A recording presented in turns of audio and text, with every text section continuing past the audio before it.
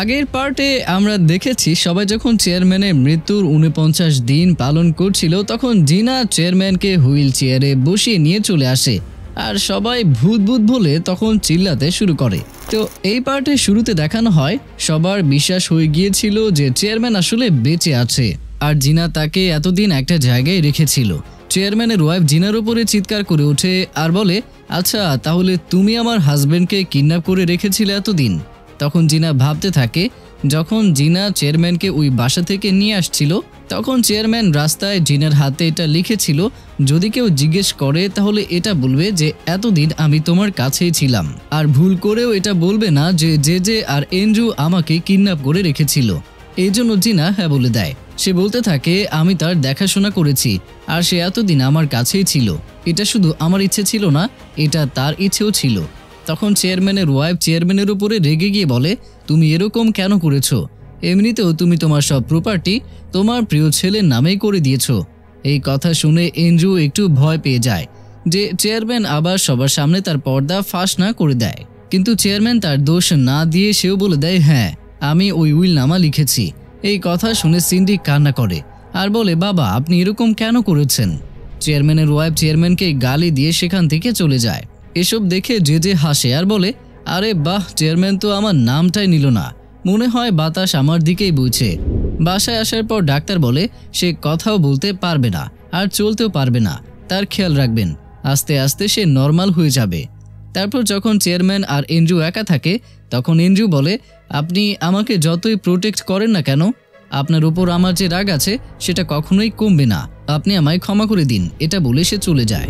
অন্যদিকে লিয়ার মুজো বলে, আসলে জিনা এই মিথ্যা কথা কেন বলল? অবশ্যই কোনো কারণ আছে, তাছাড়া সে না ভেবে চিনতে কোনো কিছুই বলবে না। তখন লিয়ের কাছে জিরাটের কল আসে যে নেইল তোমার সাথে দেখা করতে চায়।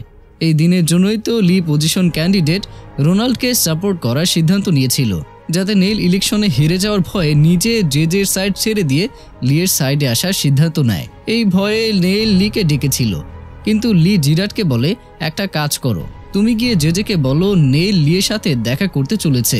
আর জিরাটও জেজেকে বলে যে আমার মনে হয় নেইল এখন লিয়ের সাইডে চলে যাবে। আমি লিকে ঘৃণা করি কারণ রশির জন্য সে আমার জীবন নেওয়ার চেষ্টা করেছিল।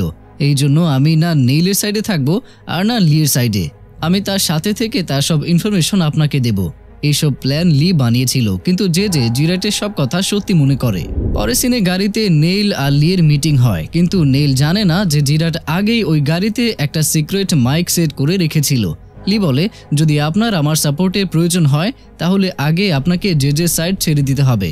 আর এই কথাতে নেইলও রাজি হয়ে যায়। ওইদিকে সিক্রেট মাইকের মাধ্যমে এসব শুনে জেজে অবাক হয়ে যায় আর বলে, নেইলও আমার সাথে বেমানি করেছে, আমার প্ল্যান আমাকে চেঞ্জ করতে হবে। আসলে লি নেইল আর জেজের মধ্যে ফাটল সৃষ্টি করতে চাচ্ছিল, আর সে এটাও খোঁজ করবে যে ব্যান্ডোরা বক্স জেজের কাছে আছে নাকি না। তারপর দেখানো হয় এন্ড্রু জিনার সাথে দেখা করতে যায়। তখন জিনা বলে, শোনো, আমি তোমাকে অনেক সুযোগ দিয়েছি তোমার সত্যিটা আমাকে বলার জন্য, কিন্তু তারপরেও তুমি তোমার মিথ্যা থেকে বের হতে চাওনি। তোমার বিরুদ্ধে আমি অনেক কথাই শুনেছি, কিন্তু তারপরেও আমি তোমাকে বিশ্বাস করেছি, কিন্তু তুমি আমার কদর করনি, আমাকে ধোঁকা দিয়েছো অনেকবার। এটা বলে জিনা এঙ্গেজমেন্টের রিং খুলে এন্ড্রুকে ফিরিয়ে দেয়। ফাইনালি গাইস, আমি কিন্তু খুশি, আশা করছি আপনারাও। তো এটা তো এন্ড্রু এক্সপেক্টই করেনি। আর কান্না করতে করতে সে বলতে থাকে, আমি এসব কেন করেছি শুনো তো একবার, আমার কথাটা তো শোনো প্লিজ। তখন জিনা তার কথা শোনার জন্য এক ফোঁটাও দাঁড়ায় না, সে চলে যায়। এন্ড্রু জিনার বাসার দরজার বাইরে দাঁড়িয়ে থাকে আর অনেক কান্না করে। এন্ড্রুয়ের কান্নার আওয়াজ শুনে জিনাও একটু কষ্ট পায়, কিন্তু সে দরজা আর খোলেই না। গাইস, ফাইনালি কিন্তু ওরা আলাদা। কি কেমন লাগছে এখন? হ্যাঁ, কমেন্টে কিন্তু জানাবেন। তো তারপর এন্ড্রু তাড়াতাড়ি তার অফিসে গিয়ে ওই ব্যান্ডোরা বক্সের ফাইল বের করে। তো এই বক্সটাকে আসলে সে জিনাকে দিয়ে দেওয়ার সিদ্ধান্ত নেয়, কিন্তু এন্ড্রুয়ের অ্যাসিস্ট্যান্ট বলে, প্লিজ তাড়াহুড়োর মধ্যে এসব কিছু জিনার হাতে দিয়ে দিও না, না হলে ডোডো গ্রুপ লিয়ের হাতে চলে যাবে।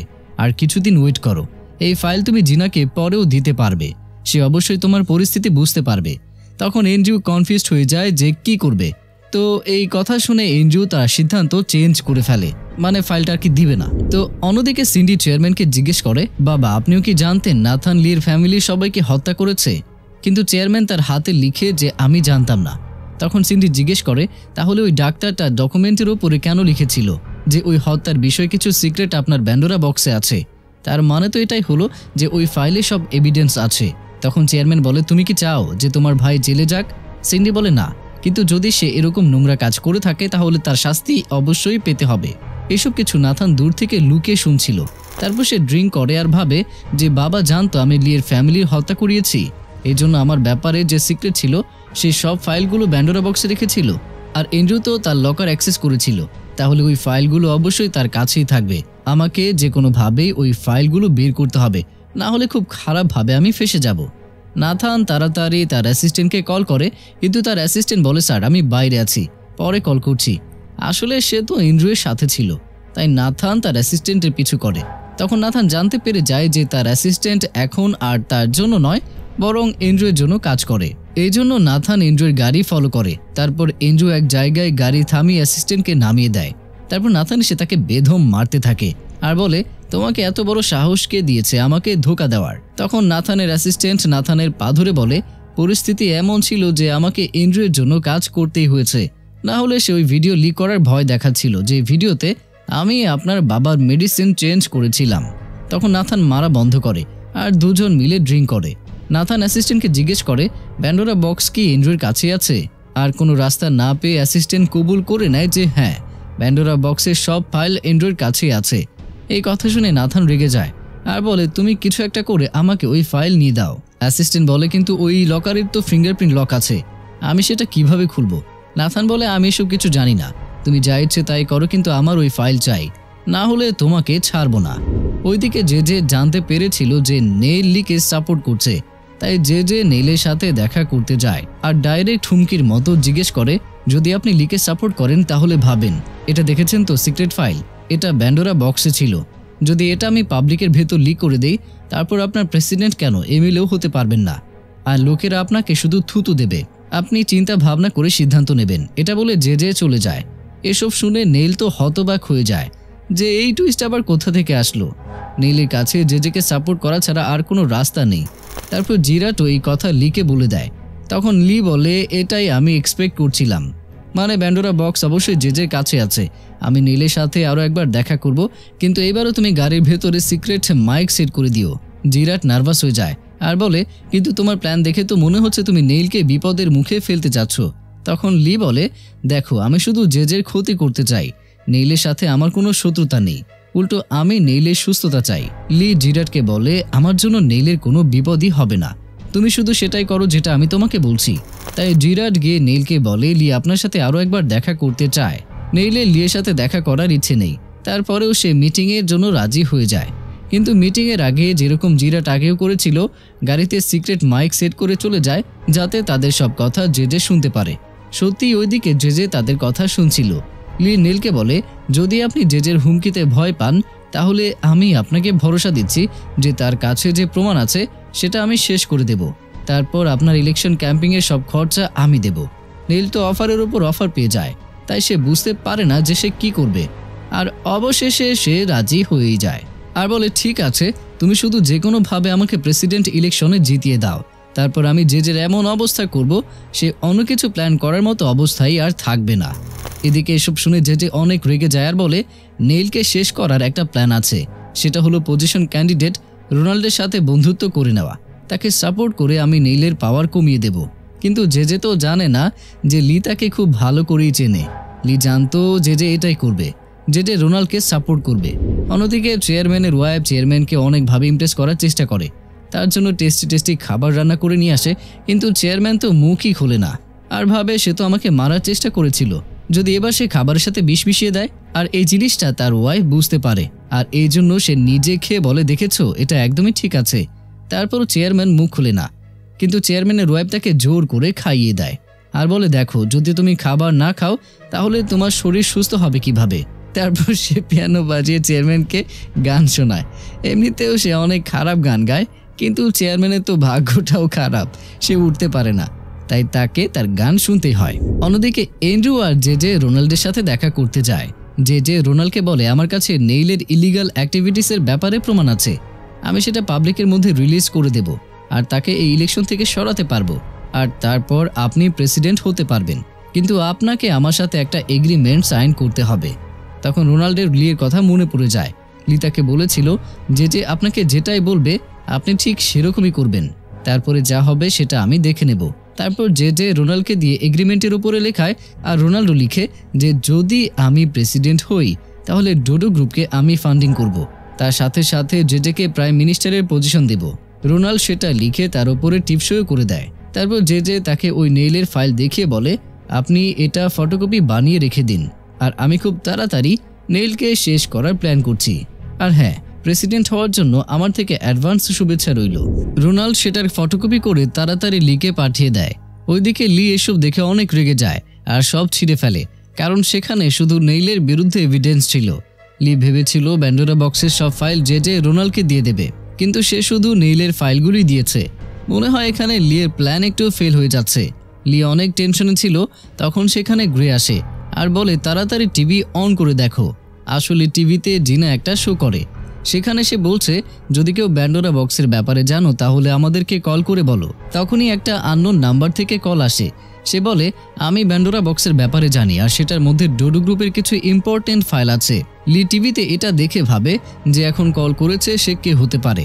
জিনা লাইভে তাকে জিজ্ঞেস করে প্যান্ডোরা বক্স কি আপনার কাছে আছে, আর সেটা কোথায় আছে বলুন আমাদের।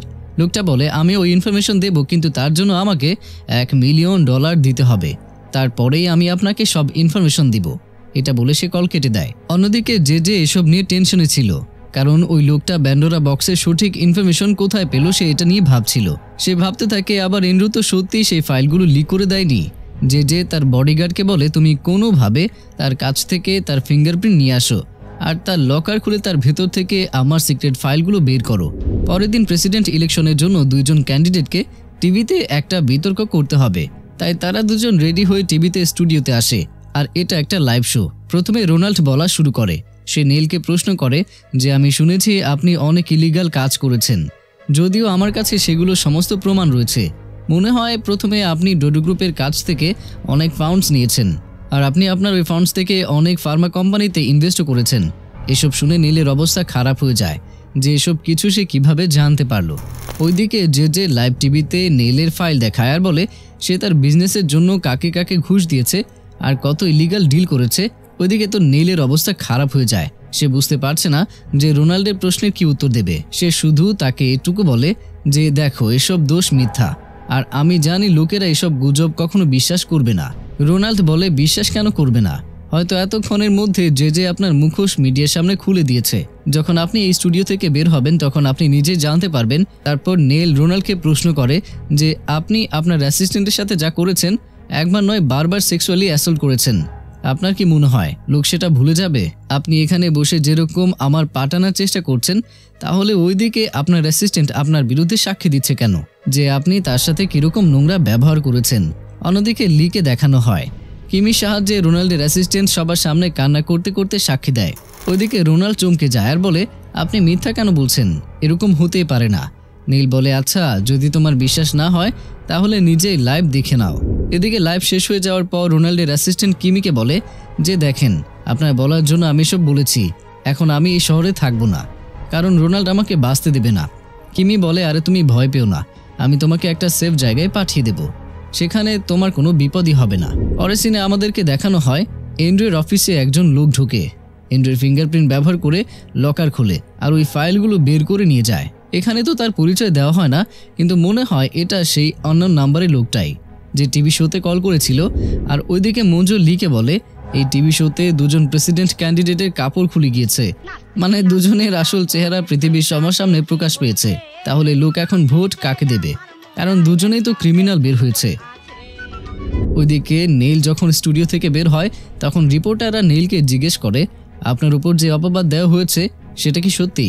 নেইল তো পরিষ্কার ভাবে না করে দেয় আর বলে আমি খুব তাড়াতাড়ি প্রমাণ করব যে আমি কোনো ভুল করিনি। তারপর যখন রোনাল্ড আসে তখন রিপোর্টাররা তাকে জিজ্ঞেস করে আপনি নাকি শুধু আপনার অ্যাসিস্ট্যান্ট নয় বরং আরও অনেক মেয়ের সাথে বাজে ব্যবহার করেছেন। রোনাল্ড এখানে কিছু না বলে সেখান থেকে চলে যায়। অন্যদিকে লির কাছে আননোন নাম্বার থেকে কল আসে। সে জিজ্ঞেস করে তুমি কে লি? লি বলে তুমি কে?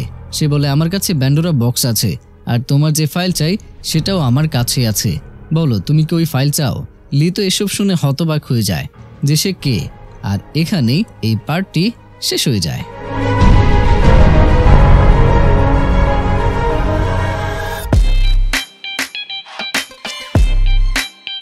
তো প্রিয়জনেরা, কেমন ছিল আজকের পর্বটি সেটা অবশ্যই কমেন্টের মাধ্যমে জানাবেন। দেখা হচ্ছে পরের ভিডিওতে, ততক্ষণ পর্যন্ত সবাই ভালো থাকুন, সুস্থ থাকুন, আর অবশ্যই নাচতে নাচতে কাপড় খুলছে তাতে কি হয়েছে।